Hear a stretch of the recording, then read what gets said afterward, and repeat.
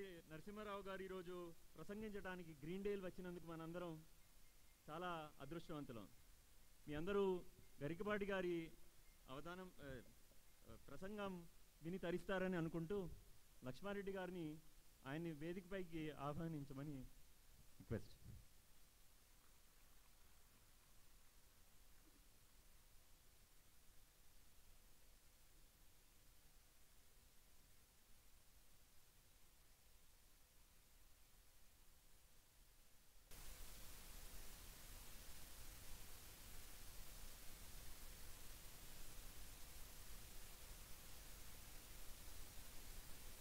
హరి ఓం.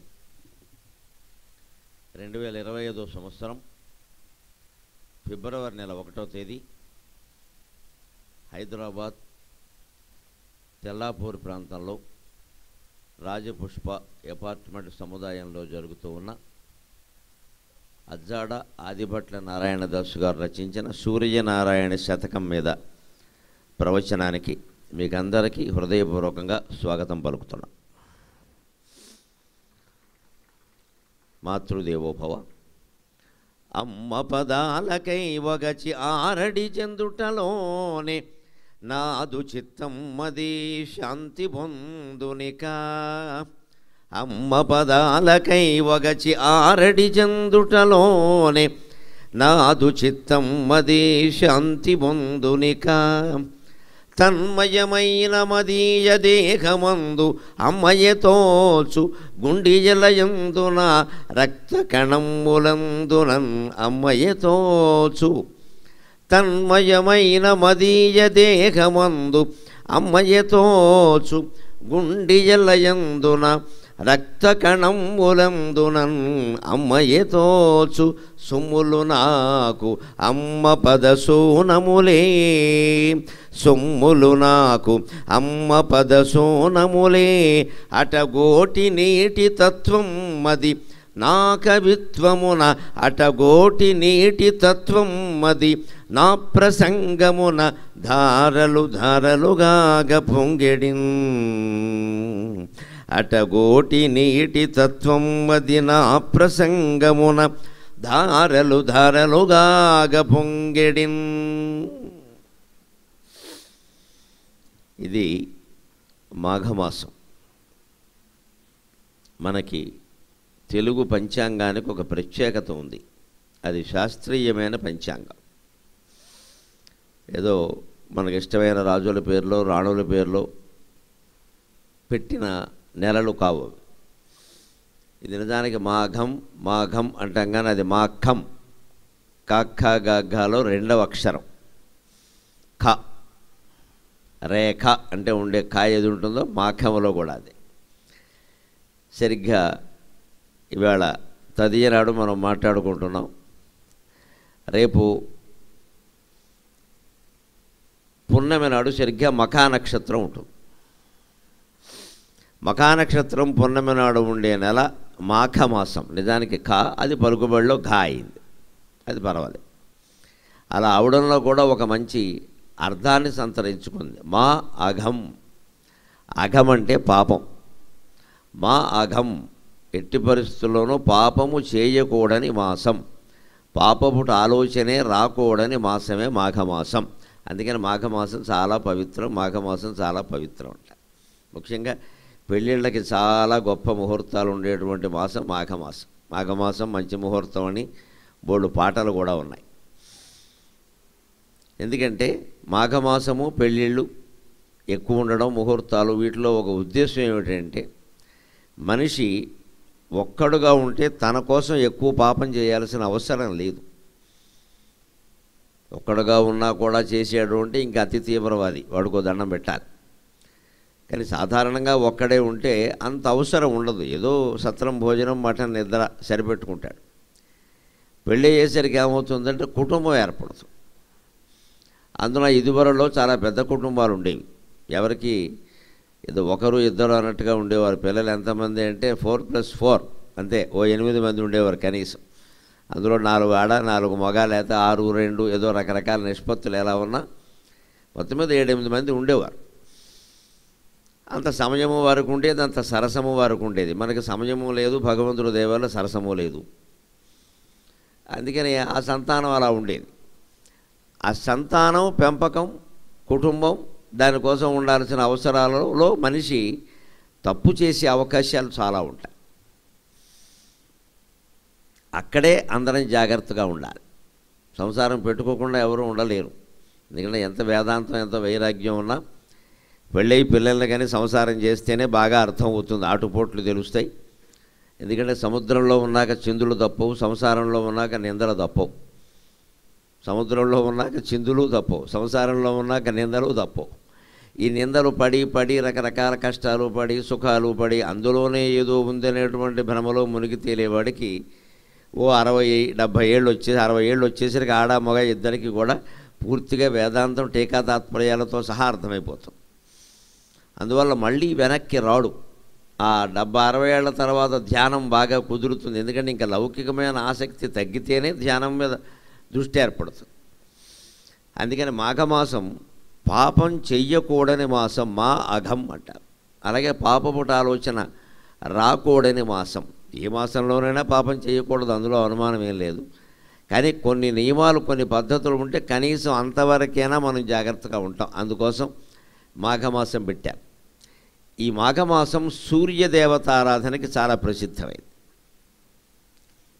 రేపు రథసప్తమి వస్తుంది 4వ తారీఖుని. దాన్ని రథసప్తమి అంటారు. సరిగ్గా మనకి వేసవికాలం ఆ రోజు మొదలవుతుంది. శ్రీనాథుడు కాశీఖండం కావ్యంలో ఓ చోట చెబుతాడు స్పష్టంగా, చలి ప్రవేశించు నాగుల చవితి నాడు మెరయు వేసవి రథసప్తమి దినమున అని సరిగ్గా తేదీ పెట్టి చెబుతాడు. మనం ఏదో బళ్ళు ఎప్పుడు తీస్తారో అంటే జూన్ 12 అంటాం, బడి ఎప్పుడు మోస్తారో అంటే ఏప్రిల్ 23 అంటాం. ఒక లెక్క ఉంటుంది దానికి. దసరా సెలవులు ఎప్పుడు ఇస్తారో ఉంటే ఏదో పాఠ్యమి నుంచి అంటాం. సెలవుల ముగింపు ఎప్పుడు ఉంటే విజయదశమి మర్నాడు అంటాం. అలాగే సరిగ్గా మనకి చలి ప్రవేశించడానికి మొదటి రోజు ఏదంటే నాగుల చవితి. దీపావళి వెళ్ళాక వచ్చేటువంటి చవితి ఉంది, కార్తీక శుద్ధ చవితి. దాన్ని నాగుల చవితి అంటాం మనం. అక్కడి నుంచి కార్తీకం, మార్గశిరం, పుష్యం, ఈ మాఘం, ఇంతవరకు బాగా చలి ఉంటుంది ఖచ్చితంగా. తర్వాత ఈ రేపు వచ్చే రథసప్తమి నుంచి వేసవి ఎండలు మొదలవుతాయి. అప్పుడే ఈవేళ పత్రికలో మీరు చూసుంటారు, ఇంకా వేసవి కాలం రాకుండానే ఎండలు మొదలుతున్నాయనే వార్త కూడా వచ్చేసింది. ముందు వార్త వచ్చింది, తర్వాత ఎండ వస్తుంది. మనకి వార్తల కంగారు కదా, అందుకని ముందు వార్త వచ్చేసింది, తర్వాత ఎండ వస్తుంది. ఈ ఎండాకాలానికి ప్రధానంగా ఎండను మనకు అందించేటువంటి దైవమే సూర్యుడు. కాబట్టి మాఘమాసంలో సూర్యారాధన ప్రత్యేకంగా చేయమన్నారు. అందుకే కార్యకర్తలు కోరితే ఏ అంశం మీద మాట్లాడతారండి అంటే, మాఘమాసం ప్రారంభం కదా, ఫిబ్రవరి నెల మాఘమాసం మొదలయ్యాక మీ దగ్గర ఇదే మొదటి సభ. అందుకని ఇక్కడ సూర్యనారాయణ శతకంతో ప్రారంభం చేద్దామన్నారు. ఏది ప్రారంభం చేసినా, దేని చెప్పినా గరికపాటి వారి ప్రసంగం ఎలా ఉంటుందో మీకు అందరికీ తెలుసు. ఆ ఉద్దేశంతోనే పిలిచారు. మనం ఏం చెప్పినా సరే, గరుడ పురాణం చెప్పమన్నా, గంగానది మహత్యం చెప్పమన్నా అందులో సామాజిక వ్యాఖ్య ఖచ్చితంగా ఉంటుంది. సమాజము, సంసారాలు, కుటుంబాలు, పిల్లలు, చదువులు, మనం పడేటువంటి కష్టాలు, నష్టాలు, సుఖాలు, భోగాలు ఏవీ లేకుండా ప్రసంగం ఉండదు. కాబట్టి అవి ఏ రకంగా ఆయన ఆదిభట్ల నారాయణ దాసు గారు రాసినటువంటి పద్యాలు, సూర్యస్తోత్రంగా రాసినటువంటి పద్యాలు మన జీవితాలకు ఏ రకంగా ఉపయోగపడతాయో చూద్దాం. ముందుగా నారాయణ దాసు గారి గురించి ఒక పరిచయం. విజయనగరం జిల్లా అజ్జాడ ఆయన స్వగ్రామంగా చెబుతారు. అందుకే అజ్జాడ ఆదిభట్ల నారాయణదాసు అంటారు. ఇక్కడ కూడా మనకు హైదరాబాదులో ఆదిభట్ల అనే ఒక ప్రాంతం ఉంది ప్రత్యేకం. ఇదివరకు ఇబ్రహీంపట్నం అనేవారు, ఇప్పుడు ఆదిభట్ల అంటున్నారు. ప్రత్యేకం ఉంది. ఆ వంశీకులు ఎవరైనా ఇక్కడ ఉన్నారేమో మనకు తెలియదు. ఆయన ఆదిభట్ల నారాయణదాసు గారు 8 భాషలలో పండితుడు. ఇంకా 8 భాషలు వచ్చు బాగా. 8 భాషల్లో పండితుడు అంటే ఆయన హరికథలు చెప్పడం, ఆయా భాషల్లో గ్రంథరచన చేయడం జరిగింది. తెలుగు, సంస్కృతం, హిందీ, ఇంగ్లీషు, ఉర్దూ, మరాఠీ, బెంగాలీ ఇలాంటి భాషలన్నీ కూడా. ప్రతీదీ ఏకసంధాగ్రాహిగా ఓసారి చెప్పగానే విని గుర్తుపెట్టుకునేంత శక్తి ఆయనకు ఉండేది. అంతేకాదు ఆయన మహత్తరమైన ఉపాసకుడు, దేవీ ఉపాసకుడు, అమ్మవారి ఉపాసన ఉండేది ఆయనకి. ఆ ఉపాసన మొత్తం ఆయన ఏదో లోకాన్ని మురిపించి డబ్బు సంపాదిద్దామనో పేరు ప్రతిష్టలు పెంచుకుందామనో కాకుండా కేవలం త్యాగభావంతోనే ఉపాసన చేశాడు.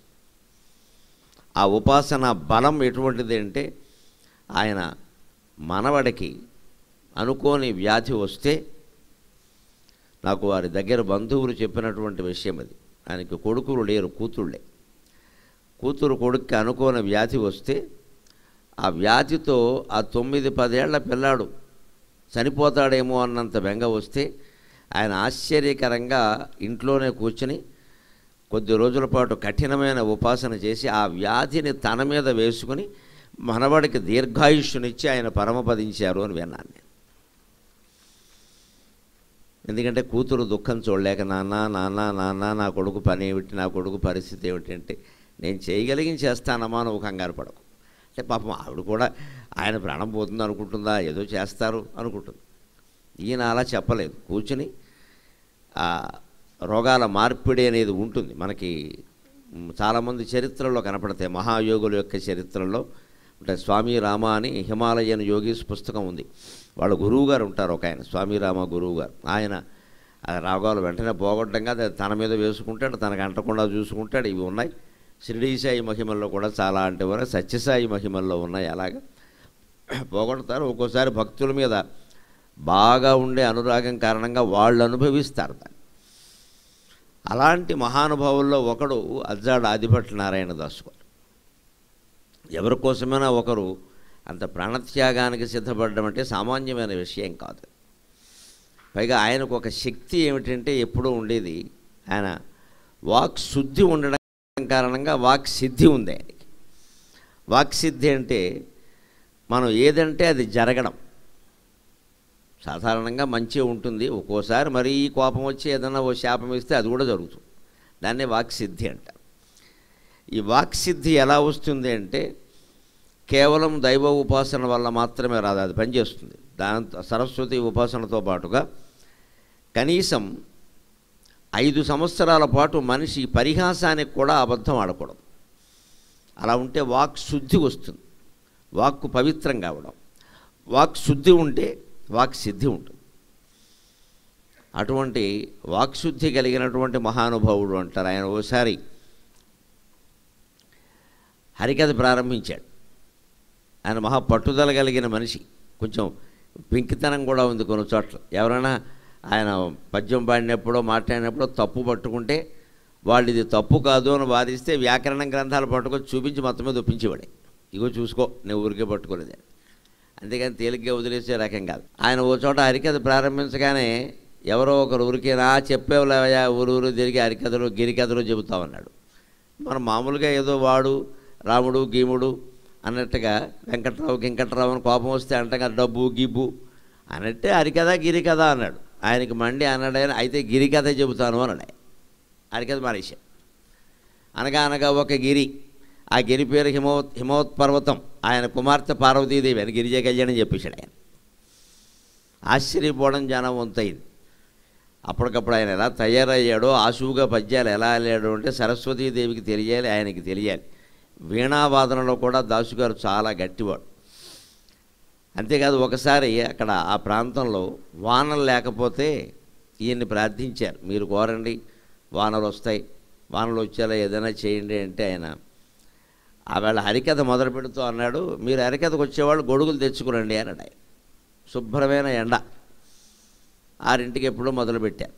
మీరు హరికథకు వచ్చేవాళ్ళు గొడుగులు తెచ్చుకురండి అన్నారు. ఆయన మాట మీద నమ్మకం ఉన్నవాళ్ళు ఒక 7-8 మంది గొడుగులు తెచ్చుకున్నారు. మిగిలిన వాళ్ళందరూ ఇలాగే అంటూ ఉంటారులే చాలామంది.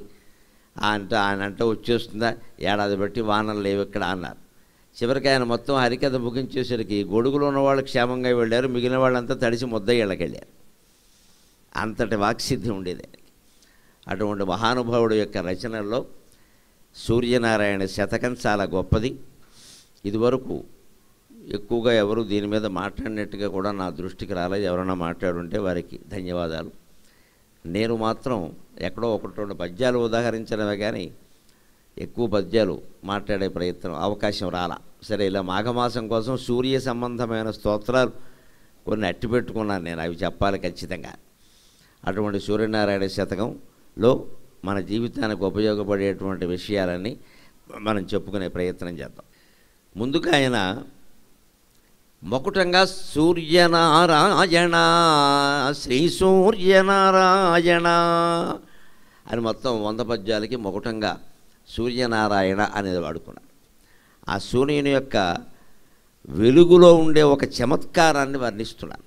సాధారణంగా వెలుగు అంటే ఆ చూబులెట్ వెలుగుతుంది అంటే అన్ని చిన్నవి కూడా పెద్దవిగా కనపడతాయి. కానీ సూర్యుని వెలుగు అలా ఉండదుట. నలుసైనన్ భువితోపజేసి పరిమాణం బెంతయోగల్గు చుక్కలకు చాటునరించి, నలుసైనన్ భువితోపజేసి పరిమాణం బెంతయోగల్గు చుక్కలకు చాటునరించి, భూమి జలమింకంజేసి ధారాధరంబుల మింటన్ కలిగించి, భూమి జలమింకంజేసి ధారాధరంబుల మింటన్ కలిగించి, శూన్యమునకున్ పొల్మేర కల్పించెరా, శూన్యమునకున్ పొల్మేర కల్పించెరా, శూన్యములకున్ పొల్మేర కల్పించెరా, బలిరాణి కరకౌశలం అఖక, బలిరాణి కరకౌశలం అఖక, ఎలమిన్ నీ కరకౌశలం బఖక మాయి సూర్యనారాయణ, ఎలమిన్ నీ కరకౌశలం బఖక మాయి సూర్యనారాయణ. కరకౌశలం అంటే చేతి నేర్పు అని ఒక అర్థం. ఒక బొమ్మ వేసేవాళ్ళు ఎవరన్నా మీరు గమనించండి, ఊరికే ఇలా 4 రేఖలు ఇలా అంటాడు. మహత్తర చిత్రకారుడు బాపు గారిలాగా ఇలా ఏదో అలవోకగా ఒక అద్భుతమైన చిత్రం అయిపోతుంది. అలాగా మామూలు చిత్రకారులకే అటువంటి నేర్పు ఉంటే భగవంతుడికి ఉండే నేర్పు చెప్పాలా. అందులో సూర్యనారాయణుడు ప్రత్యక్ష దైవం. మనకి భగవంతుడు ఉన్నాడు అనడానికి ప్రత్యక్ష సాక్ష్యం ఏమిటంటే సూర్యనారాయణుడు. భగవంతుడని సాక్షీభూతంగా చూస్తూ ఉంటాడు. ఏది చెయ్యడు ఆయన, ఏది చెయ్యమని కూడా చెప్పడం. మనకి ప్రత్యేకించి మంచి కానీ చెడ్డ కానీ మనం ఏదో అనుకుంటూ ఉంటాం, ఇది దైవ సంకల్పం, ఇది భగవత్ సందేశం అనుకుంటాం. కానీ దానికి ఖచ్చితమైనటువంటి ఆధారాలు లేవు. మనకు కలుగుతూనే ఉంటే ఒక్కో దాన్ని మనం అనుకోకుండా వచ్చే సంకల్పం, అది జరిగితే దైవ సంకల్పం అంటాం. మనం ఎక్కువ మంది సంకల్పిస్తే దైవ సంకల్పం అంటాం. కానీ భగవంతుడు పనిగట్టుకుని ఏమీ చెయ్యడు. ఏది జరగాలో అది జరిగేలా చూస్తాడు. మనం కూడా జీవితాల్లో సుఖంగా ఉండాలి అంటే పనిగట్టుకుని ఏమి చేయదు. ఏది కర్తవ్యమో అది జరిగేలా చూస్తే చాలు. దానికి ఎంతవరకు చేయడమో అంతవరకు చేయడం అంతే. ఇక మిగిలినవి అలాగే ఉంటాయి.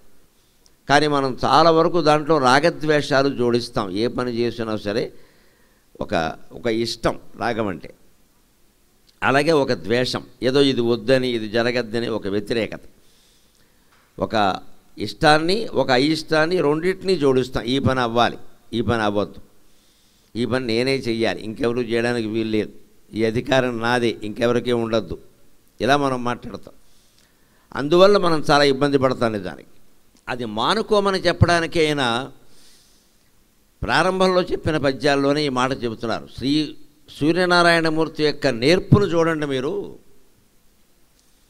నలుసైనన్ భువిలోన చూపి, రాత్రంతా చీకటి కమ్మేసింది కదా, తెల్లారేసరికి ఒక్క సూర్యకిరణం ఇలా భూమి మీద పడేసరికి చీమలో 100వ వంతు ఉండే వస్తువు కూడా మనకు స్పష్టంగా కనిపిస్తుంది. అంత శక్తి ఉంది సూర్యకిరణానికి. అందుకే శంకరాచార్య స్వామి సౌందర్యలహరిలో చెబుతారు, అమ్మవారి నుదుటి మీద కుంకుమ రేఖ ఉంటుంది, మధ్యలో సింధూరపు రేఖ. అది ఏమిటి అంటే సూర్యుని యొక్క తొలి కిరణం అంట. తనోతు క్షేమం నస్తవ వదన సౌందర్య జలకరి పరీవాఘ స్రోత సరణిరివ సీమంత సరణికి వహంతి సింధూరం ప్రబల కబరీ భారతిమిర ద్విషాం బృందైర్బందీకృతమివ నవీనార్క కిరణం. స్త్రీలు ముత్తైదువులైన వాళ్ళు పూర్వం ఇక్కడ ఈ పాపట్లో ఒక సింధూరపు రేఖ ధరించేవారు. మన ఆంజనేయ స్వామి బొట్టు ఆకారంలో ఉండే సింధూరంతో రేఖ, దాన్ని సౌభాగ్య చిహ్నంగా చెబుతారు. ముత్తైదువ అంటే ముత్తో ఐదువ, 5 చిహ్నాలు కలిగినవండి ముత్తైదువ అంట. అందులో మంగళసూత్రాలు, గాజులు, పసుపు కుంకాలు, మెట్టెలు ఇవన్నీ ఉన్నాయి. దీంతోపాటు సింధూరపు రేఖ ఉంటుంది. ఆ సింధూరపు రేఖ అమ్మవారికి ఇక్కడ ఉంది. అది మొదటి సూర్యకిరణం అంట. దాని శంకరాచార్య ఎంత విచిత్రంగా చెబుతున్నారు అంటే, ఒక్క సూర్యకిరణం ప్రవేశించగానే చీకటికి భయం అయిందిట. ఇంక నేను వెళ్ళిపోవాలి, సూర్యుడు వచ్చేస్తున్నాడు, ఆరైపోతుంది, సూర్యకిరణం పడింది అంటే ఇక నేను ఉండడానికి వీల్లేదు. రాత్రే కదా మరి చీకటి ఇక్కడ వ్యాపించి ఉండేది, పగలైతే ఉండదు కదా. ఎవరికైనా ఉండడం ఇష్టం కానీ వెళ్ళిపోవడం ఇష్టం ఉండదు కదా. జీవితంలో ఏం పడినా, ఎన్ని బాధలు పడినా, ఎంత కుళ్ళిపోయినా, ఎన్ని రోగాలు వచ్చినా ఇంకా ఉండాలనే కోరుకుంటాం మనం. అందుకని వెళ్ళిపోవాలని అనుకోం కదా. మరి అలాంటి వాళ్ళే అనుకుంటే మంచివాళ్ళు ఎందుకు అనుకుంటారు? మంచివాళ్ళు ఉండాలనే అనుకుంటారు. అందుకని చీకటి మన దృష్టిలో చెడ్డదైనా, చిమ్మ చీకటైనా అది అనుకుంటే నేను శాశ్వతంగా ఉంటే బాగుండు, పగలు కూడా సూర్యుడు రాకుండా ఉంటే బాగుండు అనుకుంటుంది. కానీ పొరపాటున ఒక సూర్యకిరణం ఇలా రాగానే చీకటికి భయం వేసి చుట్టూ కమ్మేసిందిట. ఎవరైనా శత్రు దేశం నుంచి ఎవరైనా మన దేశ సరిహద్దుల్లోకి ఒకడు వచ్చాడు అనగానే అతని దగ్గరికి మన సైనికులంతా చేరిపోతారు. చూడండి, మొత్తం బంధించేద్దాం. అలాగే కబడ్డీ ఆడేటప్పుడు ఈ బరికి ఇస్తారు. ఆ బరి లోపలికి అవతల పక్షం వాడు ఒకడు వచ్చాడు అనగానే వీళ్ళందరూ 10 మంది ఇలా చుట్టూ అర్ధచంద్రాకారంలో చేరిపోతారు పట్టుకోవడానికి. అలాగే శంకరాచార్య స్వామి సింధూరపు రేఖను ఏమంటారంటే, అది తొలి సూర్యకిరణం, అది రావడం చీకటికి ఇష్టం లేదు, అందుకని చీకటి చుట్టూ కమ్మేసింది చూడండి అంటే. అమ్మవారి శిరస్సు మీద చీకటి కమ్మడం ఏమిటండి? ఆవిడ జుట్టు నల్లగా ఉంది, అందుకని దాన్ని చీకటితో పోల్చారు. అది శంకరాచార్య ఆయన కవిత్వం అలా ఉంటుంది. ఇటు పాపడ తీస్తే మరి ఇటు నల్లటి జుట్టే కదా, విపరీతమైన నలుపులో ఉంటుంది అది.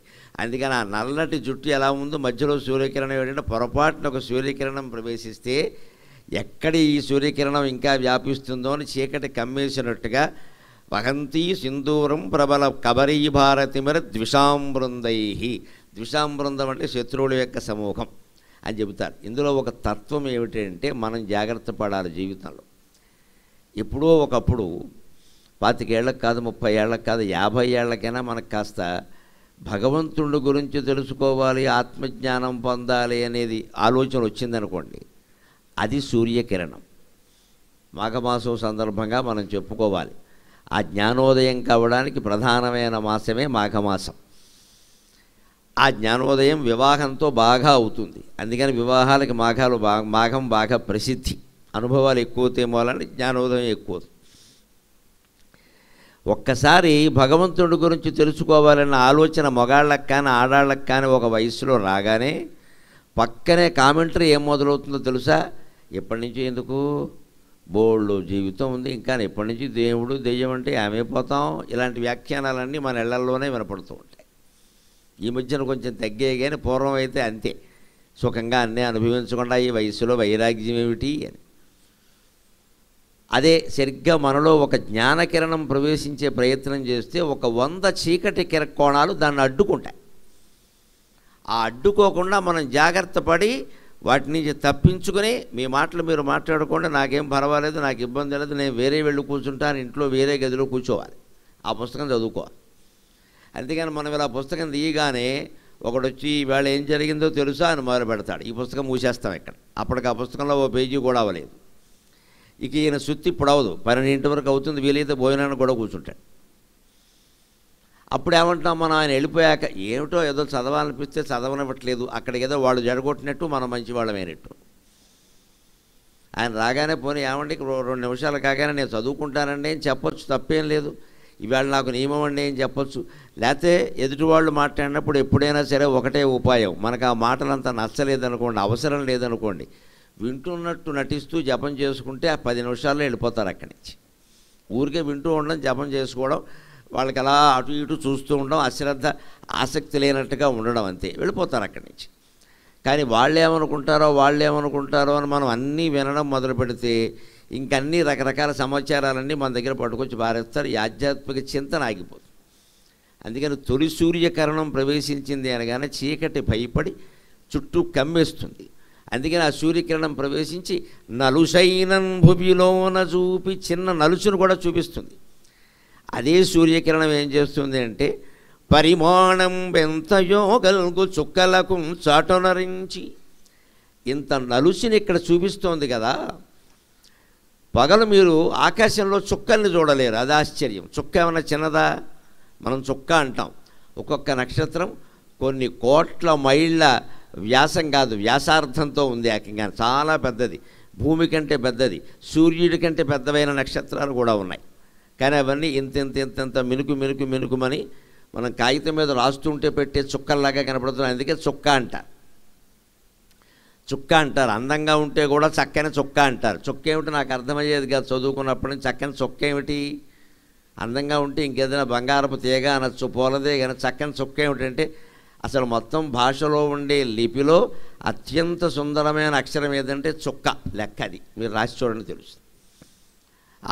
ఈ ఊ అన్నీ రాసాం, ఏబిసిడి అన్నీ రాసామనుకోండి, ఒకరు ఇలా రాస్తారు, ఒకరు అలా రాస్తారు. ఒకరు రాసింది మనకు నచ్చుతుంది, ఇంకొకరు రాసింది నచ్చదు. కానీ చుక్క ఎవడు పెట్టినా అందంగానే ఉంటుంది కదా, దాన్ని వంకరగా ఎవడు పెట్టలేడు. ఇంకా ఫుల్ స్టాప్, అంతే. ఒక చుక్కే కదా, దాన్ని నువ్వు గీయకూడదు కదా. చుక్క ఎవరు పెట్టినా అందంగానే ఉంటుంది. అందుకని చక్కని చుక్క అంటారు లెక్క. చక్కని కామ, చక్కని ఫుల్ స్టాప్, చక్కని సెమికోలన్ అనకూడదు మళ్ళీ. చుక్క అంటే చుక్కే లెక్క. ఈ చుక్క ఆకాశంలో చుక్క లెక్క. నిజానికి చుక్కలు చూస్తే, ఆకాశంలో చుక్కలు చూస్తే చుక్కల ముగ్గు అర్థం అవుతుంది, మహిళలకు బాగా తెలుస్తుంది. సంక్రాంతి రోజులు కాబట్టి కింద చుక్కలు వేస్తారు, తర్వాత వాటన్నింటినీ కలుపుతారు. గీతాలు రథం వచ్చేస్తుంది, ఇంకో రకంగా కలుపుతారు. శ్రీకృష్ణుడు బొమ్మ వస్తుంది, ఇంకో రకంగా కలుపుతారు. కల్పవృక్షం వస్తుంది, ఇంకో రకంగా కలుపుతారు. కామధేను వస్తుంది.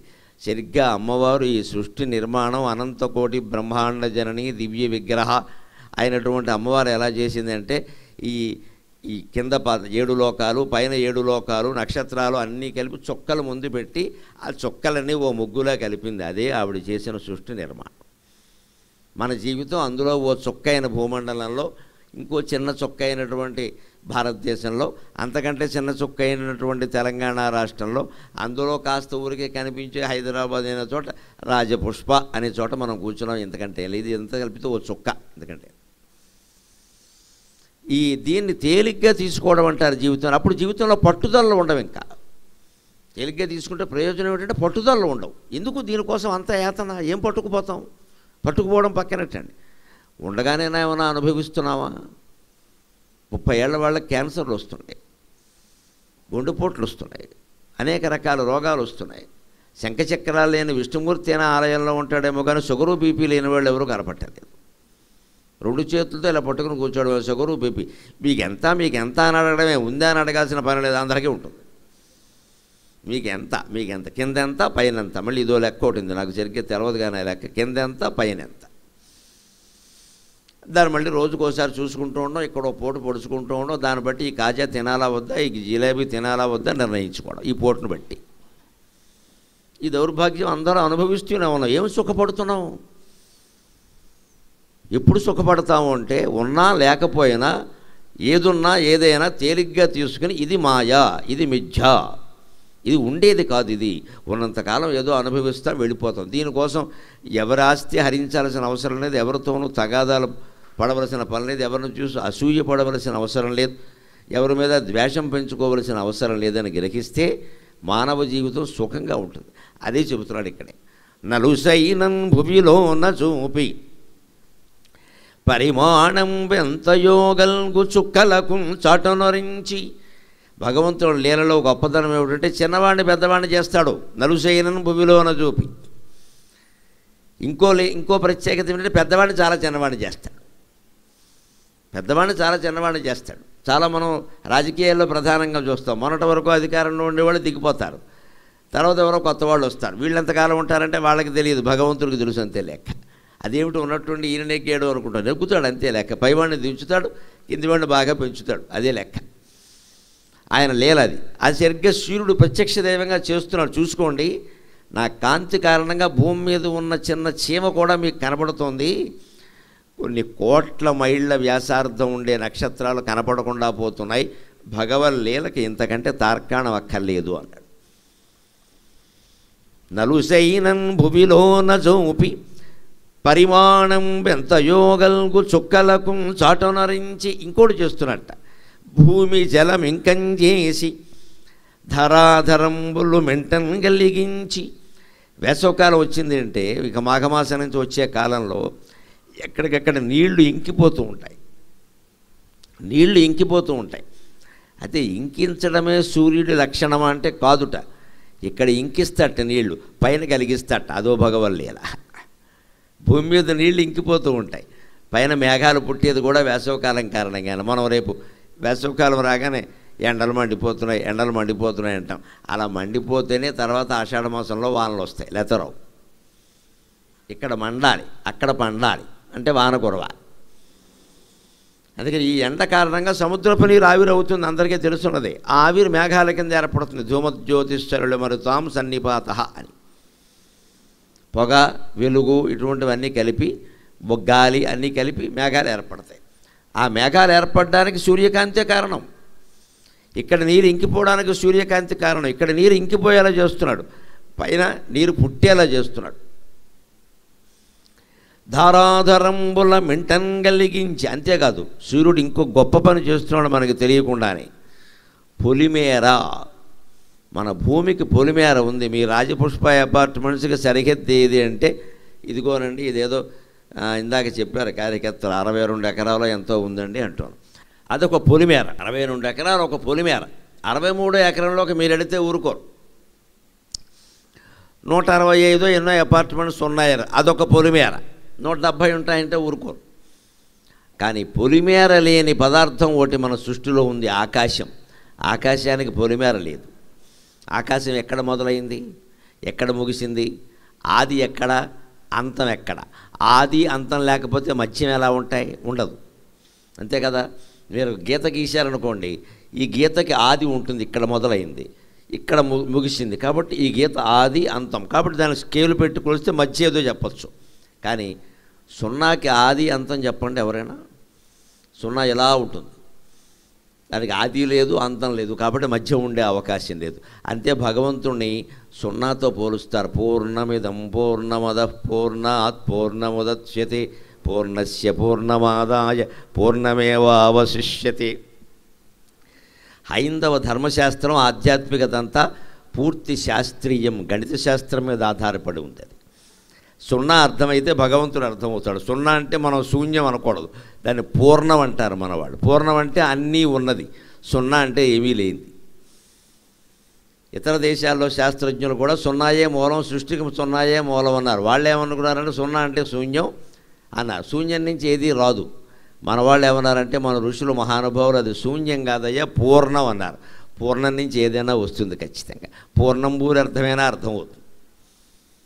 పూర్ణంబూరులో పూర్ణం ఉంటుంది, లోపల మనకి తెలుస్తుంది ఏమిటి. దాన్ని ఒక కన్నం పెట్టి నెయ్యి వేస్తే ఆ తర్వాత లోపల కాస్త ఆస్వాదిస్తే అప్పుడు తెలుస్తుంది చాలా ఉందిరా కథ అని చెప్పేసి. లేకపోతే ఏం తెలుస్తుంది? అందుకని పూర్ణం నుంచి ఏదైనా వచ్చే అవకాశం ఉంది. ఖాళీగా ఉంటే ఏది రాదు కదా. అటువంటి శూన్యానికి, ఆకాశానికి పొలిమేర కల్పిస్తున్నాడు సూర్యుడు. అంటే ఎలాగా? ఉదయించగానే పొద్దున్న చూసాం మనం సూర్యోదయం, ఎక్కడ చూపించాం, అదిగో సూర్యోదయం డాబా మీద కనిపిస్తోంది. మీరు అదృష్టవంతులు, విలాస భవనాల్లో ఉంటున్నారు, పెట్టి పుట్టారు. లక్ష్మీదేవి మిమ్మల్ని అనుగ్రహించింది, చాలా సంతోషంగా ఉంది నాకు. కానీ ఒక్క పని చేయండి, బాల్కనీ అంటారు కదా, దాని అసలు అది ఇంగ్లీష్ మాట కాదు, తెలుగు మాట. బాల్కనీ అంటే బాల అంటే చిన్నపిల్లలు, కనీ అంటే చూసే ప్రదేశం. అక్కడి నుంచి సూర్యోదయం సూర్యాస్తమయం చూపించాం.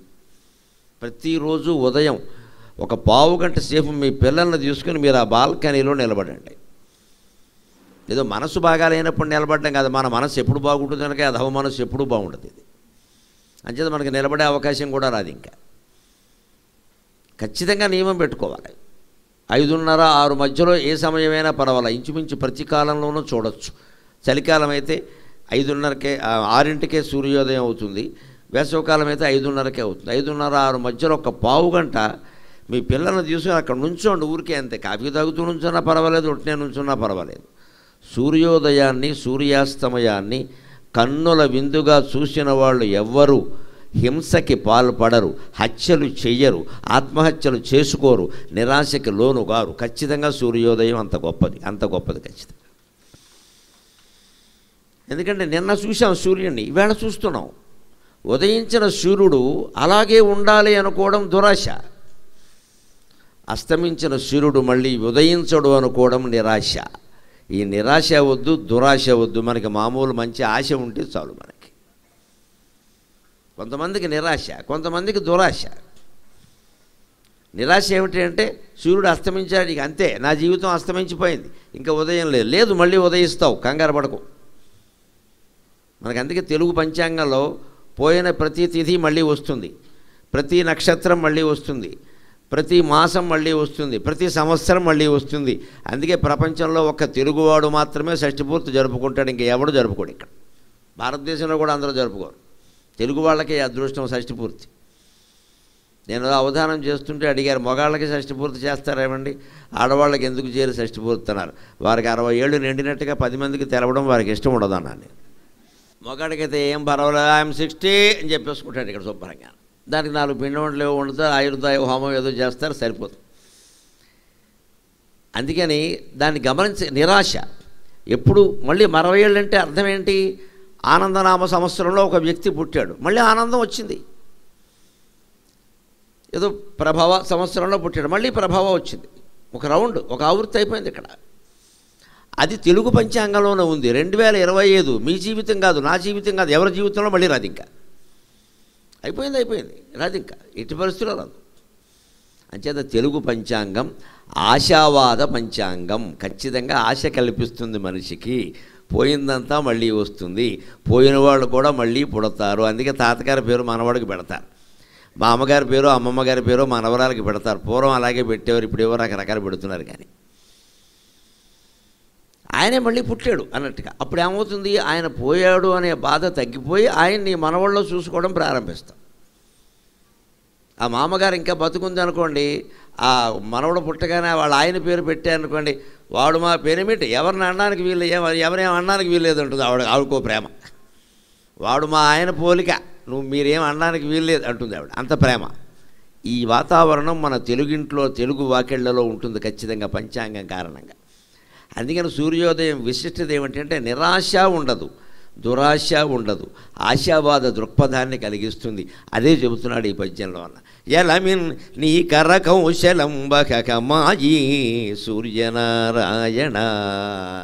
నీ చేతి నేర్పు ఎంత గొప్పదో కానీ పొద్దున్న సూర్యోదయం సూర్యాస్తమయం ఎంత బాగుంటాయ్యా.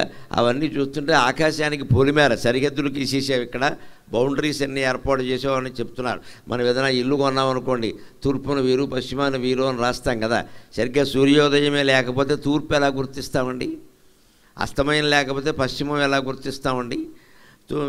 చిన్నప్పుడు మాకు పాఠాల్లో చెప్పేవారు, దిక్కులు చెప్పాలి, దిక్కులు అనే ఒక పాఠం ఉండేది. తూర్పుగా తిరుగుము అనేవారు. ముందు ఏదో ఒక దిక్కు తెలుసుండాలి కదా. తూర్పుగా తిరుగుము అంటే ఏది? తూర్పు అంటే ఏది? సూర్యుడు ఉదయించు దిక్కు తూర్పు అని తూర్పుగా తిరుగుము అనేవారు, తిరగమనేవారు. తర్వాత కుడి చేయి చాపము, కుడి చేతి వైపు ఉన్న దిక్కు దక్షిణము, దానికి ఎదురుగా ఉన్నది ఉత్తరము, ఈ తూర్పునకు వెనక ఉన్నది పశ్చిమము. అంతే, అయిపోయింది, 4 వచ్చేసి. ఇక తర్వాత మొదలు చెప్పేవారు. ముందు తూర్పుగా తిరగడం అని తెలియపోతే ఎడు తిరుగుతావు లెక్క. అందుకని ఏదో ఒక లెక్క ఉండాలి కదా. అలాగ మనకు పొలిమేర కల్పిస్తున్నాడు ఆ మహానుభావుడికి నమస్కారం.